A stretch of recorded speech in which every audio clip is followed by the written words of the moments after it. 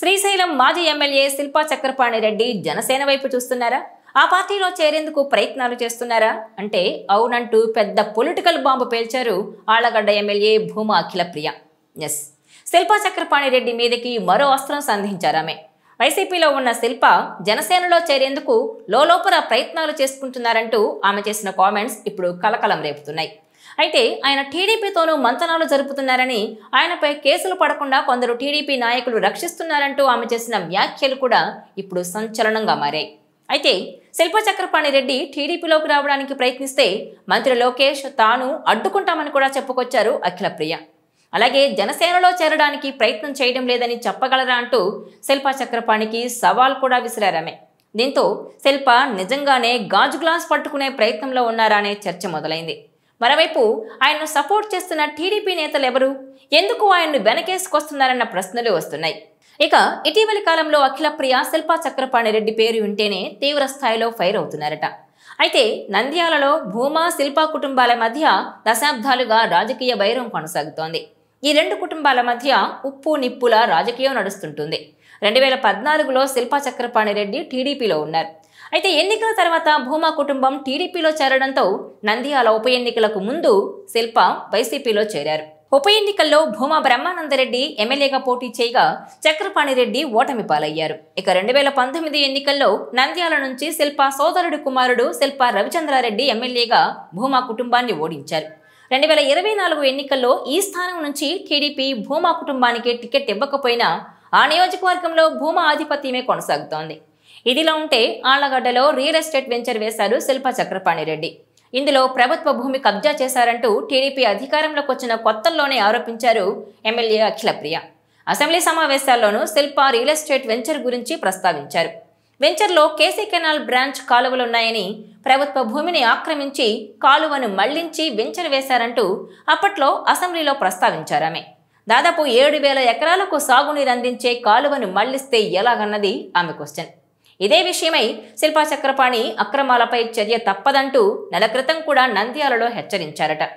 ఇక తాజాగా చేసిన వ్యాఖ్యలతో మరోసారి వ్యవహారం వేడెక్కింది. అయితే శిల్పా వెంచర్ అక్రమాలంటూ అఖిల ఆరోపణలు చేసినా ఇప్పటి వరకు ఎలాంటి మార్పు లేదు. నిబంధనల ప్రకారమే కాలువకు ప్రత్యామ్నాయంగా స్థలమిచ్చి వెంచర్ వేశామని అధికారులు ప్రభుత్వానికి నివేదిక కూడా ఇచ్చారని, అయినా సరే మళ్లీ అవే ఆరోపణలు చేయడం ఏంటనేది చక్రపాణి రెడ్డి వాదనట. తమ సొంత ఖర్చులతోనే కాలువ నిర్మించాలన్న నీటిపారుదల శాఖ అధికారుల కండిషన్లను అనుసరించే వెంచర్ వేశామని చెబుతున్నట్టు సమాచారం.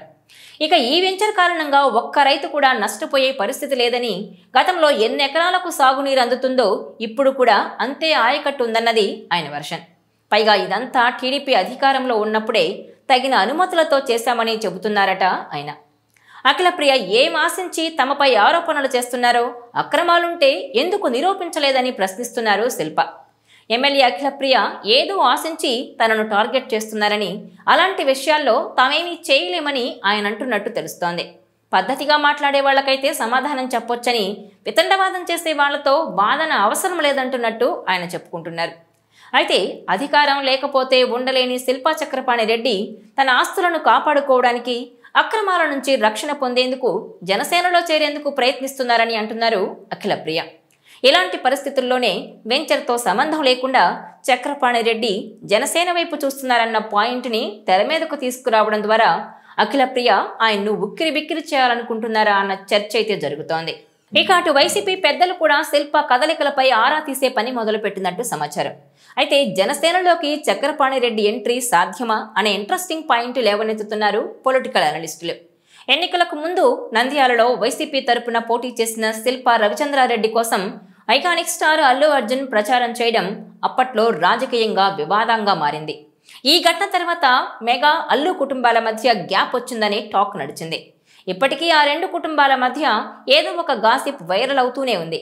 ఈ పరిస్థితుల్లో శిల్ప జనసేనలోకి ఎంట్రీ అన్న పాయింట్ రాజకీయంగా చాలా ఇంట్రెస్టింగ్గా ఉందంటున్నారు.